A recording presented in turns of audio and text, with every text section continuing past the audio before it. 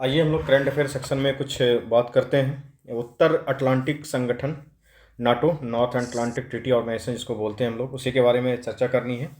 तो पहले कुछ इसके बारे में बेसिक हम लोग जान लेंगे, उसके बाद फिर अभी जो किस उद्देश्य से बनाया गया था, क्या चुनौतियां फेस कर रहा है नाटो, उसके बाद जो उसका तंत्र किस तरीके से काम करता है, उसके बाद उसके वर्तमान परिप्रेक्ष्य क्या है, किस तरीके से अमेरिकी राष्ट्रपति इसके ऊपर दबाव बना रहे हैं और अपनी जो है कि वित्तीय मदद पीछे लेने की बात कर रही है। पूरा का पूरा यूरोप इस मामले को लेकर के परेशान है।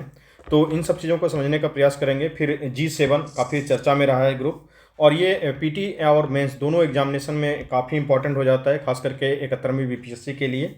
तो एक एक करके दोनों को समझेंगे, और हमारा पढ़ने का जो भी तरीका होगा, चाहे जिस भी संगठन को पढ़ें, हम आसियान को पढ़ें या ब्रिक्स को पढ़ें, एससीओ को पढ़ें। आप जानते हैं कि एससीओ में भी मेंबर्स बढ़े हैं, ब्रिक्स में भी विस्तार हो रहा है हर ऑर्गेनाइजेशन। और जिस तरीके से अमेरिकी राष्ट्रपति डोनाल्ड ट्रंप जब से आए हैं तब से इन सब चीज़ों में विस्तार देखा जा रहा है।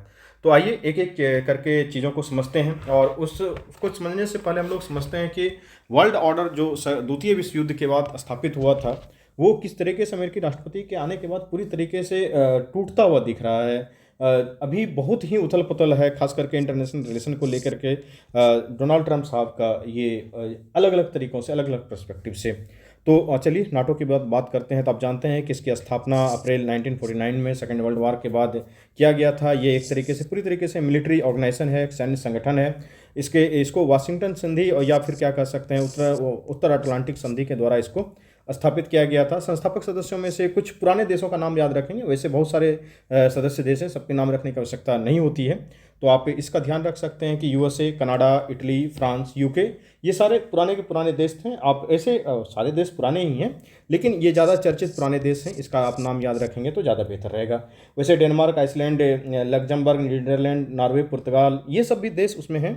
तो अभी वर्तमान में सदस्यों की संख्या इसमें 32 हो गई है।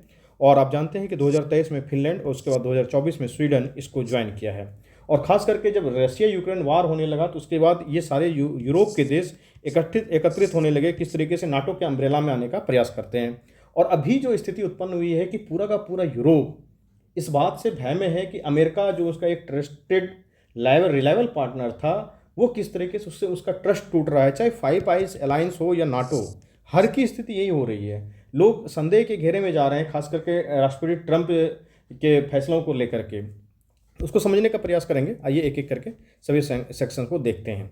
तो स्थापना का उद्देश्य क्या था, आप सभी जानते हैं। इन सब मामलों को एक बार रिवाइज कर लेना है कि यूरोपीय जो सोवियत संघ था, यूएसएसआर उस समय का, अब तो टूट गया, तो रशिया उसका जो है कि बड़ा दावेदार बना हुआ है अभी भी। तो सोवियत संघ के खिलाफ सामूहिक सुरक्षा प्रदान करना ही इसका था। और नाटो का जो आर्टिकल 5 है, जिसके बारे में आप जानते हैं कि नाटो का मतलब क्या है कि एक पर हमला यानी सब पे हमला। मान लीजिए नाटो में 32 कंट्री है, 32 में से किसी एक कंट्री पे आपने हमला किया तो वो सब पे सामूहिक हमला माना जाएगा, और इसका जो सैन्य संगठन है वो आपके खिलाफ आर्टिकल 5 को एक्टिवेट करेगा और उसके बाद लड़ेगा। तो जो भी नाटो के देश हैं इस तरीके से काम करते हैं। इसका मुख्यालय है, तो दो बातें याद रखेंगे कि इसका जो मुख्यालय है वो ब्रुसेल्स बेल्जियम में है, आप जानते ही हैं। और एलाइड कमांड का जो ऑपरेशन का मुख्यालय है वो मॉन्स बेल्जियम में है। दो जगह है, इसका नाम आप ध्यान रखेंगे। खास करके ये मॉन्स बेल्जियम अभी बहुत चर्चाओं में है। नाटो का उद्देश्य क्या था, तो आप जानते हैं नाटो का उद्देश्य कि राजनीतिक और सैन्य सहयोग द्वारा अपनी सभी सदस्यों की रक्षा करना ही इसका प्राथमिक उद्देश्य था, और विवादों को शांतिपूर्ण समाधान करना। जब आप मेंस लिखेंगे तो इन सब पॉइंट को अच्छे से हूबहू लिखने का प्रयास करेंगे कि किस तरीके से राजनीतिक और सैन्य सहयोग के द्वारा। कोई जरूरी नहीं कि हमेशा सैन्य सहयोग ही हो और मिलिट्री पावर ही यूज किया जाए। कई बार राजनीति के द्वारा भी, कूटनीति के द्वारा, जिसको डिप्लोमेसी बोलते हैं, डिप्लोमेसी के द्वारा भी इसका जो है कि शांति स्थापित करने का प्रयास किया जाता है। सभी सदस्यों की ये लोग रक्षा करते हैं।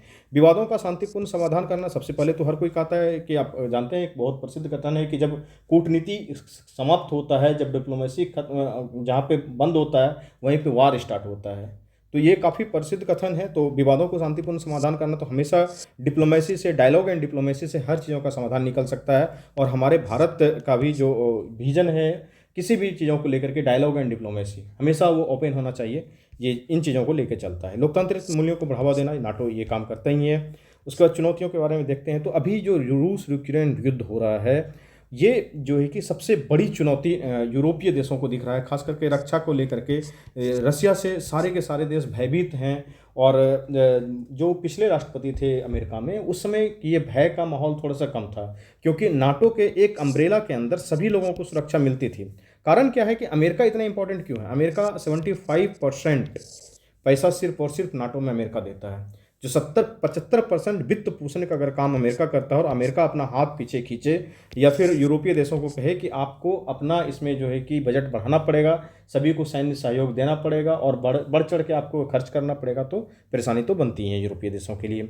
और दूसरी बात है कि जो बजट बढ़ाना तो एक बात है, दूसरा मामला ये भी है कि यूरोपीय देश में खास करके ये संशय पैदा हो रहा है कि क्या अमेरिका हमारी रक्षा करने के लिए आएगा, क्या अमेरिका हमको मिलिट्री सपोर्ट देगा, क्या मिलिट्री इंटेलिजेंस हमको प्रोवाइड करवाएगा या नहीं भी करवाएगा। ऐसा भी हो सकता है क्योंकि जो राष्ट्रपति ट्रंप की स्थिति है, आप देख सकते हैं कि उसका तो एक ही चीज़ है कि मुझे क्या, जैसे यूक्रेन हो रहा है, युद्ध हो रहा है, उसको बंद करो, हमको मिनरल डील, यानी कि जो गिव एंड टेक वाला मामला है, अब वो अमेरिका की पॉलिसी पूरी तरीके से चेंज हो गई है, गिव एंड टेक वाला मामला में चला गया है। मुझे क्या, अब यूक्रेन युद्ध समाप्त करे, वहाँ से मिनरल डील करे।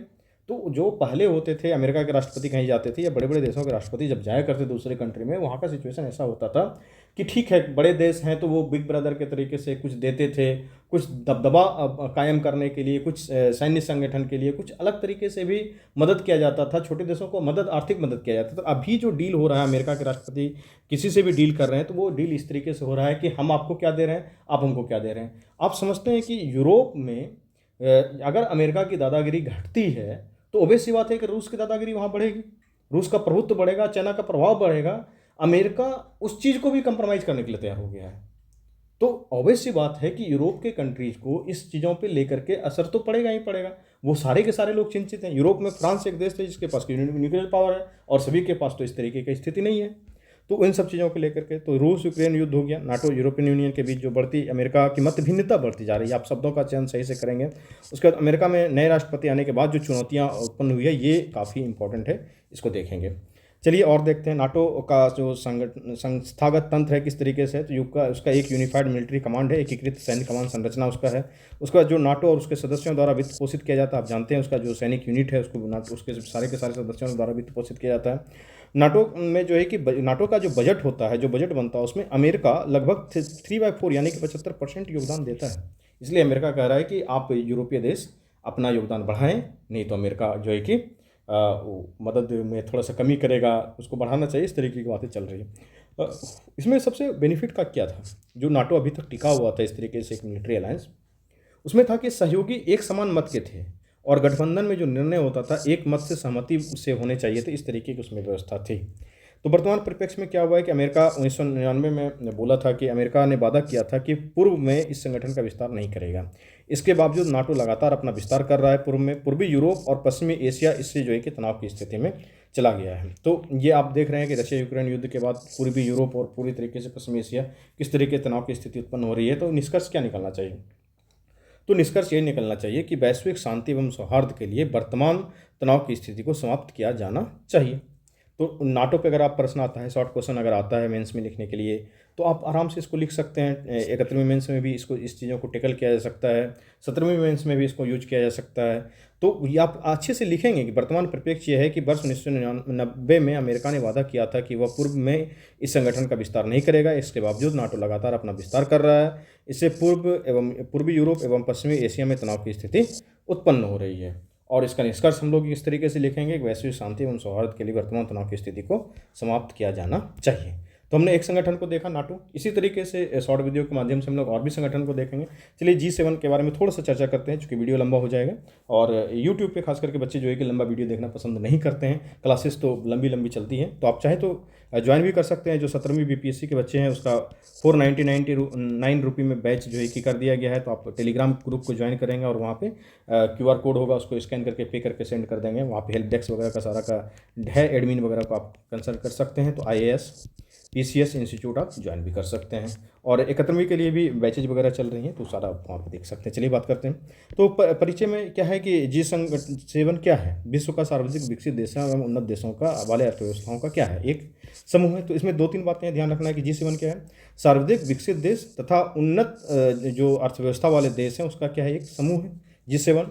इसमें G7 का मतलब क्या है कि G7 मतलब 7 देश। तो 7 देश में इसको हम लोग इस तरीके से याद करेंगे कि यूरोप के कौन कौन से देश, अमेरिका महादेश के कौन कौन देश और एशिया महादेश से कौन कौन से देश। तो यूरोप से 4 देश हैं, एक फ्रांस, दूसरा जर्मनी, तीसरा इटली, चौथा यूके। अब देखिए इसको याद करने का तरीका समझिए। फ्रांस, जर्मनी, इटली और यूनाइटेड किंगडम, चारों के चारों पुराने देश हैं, जो बहुत लंबे समय से आप इनका नाम जानते हैं। इसको याद करने के लिए थोड़ा सा आप इस तरीके के ट्रिक का यूज कर सकते हैं कि फ्रांस, ये ऑब्वियस सी बात है कि ये मिले, इनके पास जो है कि न्यूक्लियर पावर की शक्ति है इनके पास। जर्मनी है, इटली है, यूके है। तो ये इस तरीके से ये 4 देश हो गए। अमेरिका से 2 ही देश हैं, अमेरिका, यूएसए और क्या है, कनाडा। अमेरिका महादेश से 2 ही देश है इसमें। और एशिया से एकमात्र देश है जापान। ये 7 इसमें विकसित देश हैं, जिसके की अर्थव्यवस्था काफ़ी विकसित है। तो विकसित देशों, सर्वाधिक विकसित देश जो उन्नत अर्थव्यवस्था वाले ये सारे देश हैं। चलिए इसका किस तरीके से हुआ था, स्थापना वगैरह, इसके बारे में समझते हैं। तो G7 की उत्पत्ति जो हुई थी 1973 में, तेल संकट के परिणाम के स्वरूप इसका हुआ था। और रूस को 1997 में आप जानते हैं कि इसको शामिल किया गया था। शामिल करने के बाद इस ग्रुप का नाम G8 हो गया था। और 2024 में रूस ने जब क्रीमिया पे कब्जा कर लिया था, तो उसको बाहर निकाल दिया गया था। उसके बाद से तब से ये एक समूह G7 ही है। शिखर सम्मेलन वगैरह इसमें होते रहता है। तो जो है कि EU है, विश्व बैंक है, IMF है, चाहे संयुक्त राष्ट्र है, इसके सारे के सारे लीडर्स वगैरह को आमंत्रित किया जाता है और अलग अलग जगह शिखर सम्मेलन होते रहता है।